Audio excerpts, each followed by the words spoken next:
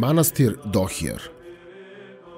Ovaj manastir je podignut na jugozapadnoj strani Svete gore, kraj mora. Osnovao ga je u 10. veku sveti Jeftimije, učenik svetog Atanasija Svetogorca.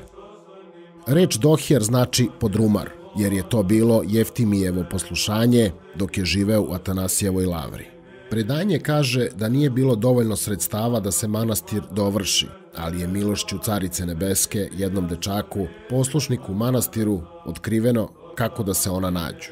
Ukazano mu je na jedno mesto u metohu posedu manastira gde se nalazilo skriveno blago. Metok se nalazio na ostrvu Longosu preko puta Atona.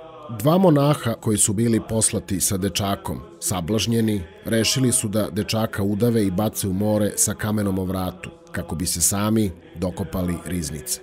Sveti arhistratig Mihajlo i dečakov anđeo čuvar spasli su dečaka i preneli ga u crkvu manastira Dohijar. Zavera je otkrivena, a riznica je upotrebljena za šta je i namenjena. Posle ovoga čuda, manastir je posvećen nebeskim silama besplotnim. Manastir je brzo procvao, ali u periodu najezdi Saracena biva razoren, a potom je i zapušten. Godine 1578. vlaški vladar Aleksandar obnavlja manastir. Saborna crkva iz 16. veka posvećena je svetim arhanđelima, koji se slavi 21. novembra po Grigorijanskom kalendaru. Manastir je okružen visokim zidinama s kulom, na čijim vrhovima su sazidane kelije. Manastir Dohijar ima najpotpuniji freskopisački ciklus na celoj Svetoj gori. Kritski stil ubedljivo dominira u freskopisu. Među manastirskim svetinjama, pored trpezarije, čuva se i čudotvorna freska Majke Božije, zvana Gorgoepikos, brzoposlušnica. Za nju je vezano sledeće predanje. 1664. godine Presveta Bogorodica naredila je manastirskom peharniku Nilu da ne prolazi pored njene ikone sa buktinjom da ona ne bi pocrnela od dima. Pošto sam monah Nil nije uslišio njeno upozorenje, naprasno je oslepeo. Čitavo bratstvo manastira Dohijar se molilo Bogorodici za povratak vida monahu Nilu. Kad eto, Bogorodica te molitve usliši.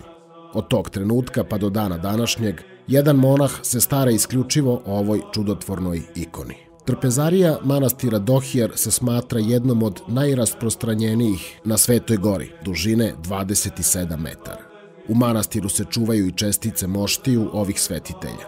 Sveštenomučenika Haralampija, mučenika Mine, Kirijaka, Merkurija, Jovana Zlatoustog, Nila Mirotočivog, prepodobnog Petra Atonskog, Ahilija, Jovana Preteče, Marije Magdalene, Jakova Persijanca, Jovana Milostivog.